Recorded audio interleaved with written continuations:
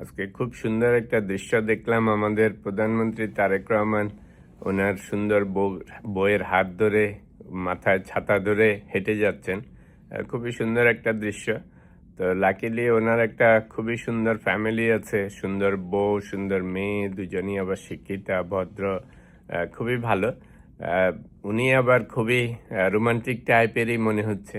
একটু বলে না যে ফ্যামিলি ওরিয়েন্টেড পারসন। ফ্যামিলি ম্যানরা সাধারণত বাস্তব জীবনেও ভালোই হয়। We can relate. যারা নিজেদের বউ বাচ্চাদেরকে ভালোবাসে, ফ্যামিলিকে ভালোবাসে, এরা সাধারণত খুব বেশি কোনো রকমের অন্যায়, অত্যাচার বা খারাপ কাজে লিপ্ত হয় না, যেহেতু এদের একটা ফ্যামিলি বন্ডিং থাকে। বাংলাদেশে গত 40-50 বছর ধরে আসলে আমরা মহিলা প্রধানমন্ত্রী দেখেছি। বেশিরভাগ সময় ইদার হাসিনা অথবা খালেদা, এই দুজনই অল্টারনেটিভলি ছিলেন ক্ষমতায়।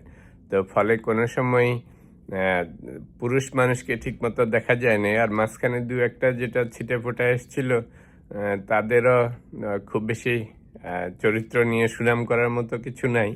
এরশাদ সাহেব ছিলেন, অন্যান্যরা ছিলেন, এরা অতটা পরিবার বান্ধব ছিল না। তো যাই হোক, তারেক রহমানের একটা সুবিধা হচ্ছে ওনার ফ্যামিলিটা ছোট্ট, কিন্তু ওয়াইফ এবং মেয়ে দুজনই শিক্ষিতা এবং ভদ্র, হাইলি এডুকেটেড, এবং ওরা দুজনও খুবই ভালো। তো এই জিনিসটা দেখে খুবই ভালো লাগতেছে। এই সমস্ত মানুষ ভালো হয়। তবে at the same time professionally আবার মনে করেন না যে রাজনীতিবিদ হিসাবে, প্রাইম মিনিস্টার হিসাবে কোনো রকমের সোজা বা সাধারণ হবে। সেক্ষেত্রেও উনি যথেষ্ট বুদ্ধিমত্তার পরিচয় দিচ্ছেন সোফার। তো যাই হোক, আমার কাছে এটা খুবই ভালো লাগে যে সমস্ত মানুষ ফ্যামিলি ম্যান, ওরা ফ্যামিলির দিকে যেমন নজর দেয়। তো যেহেতু ইনি দেশেরও প্রধানমন্ত্রী, অবভিয়াসলি দেশের ভালোর জন্য চেষ্টা করবেন।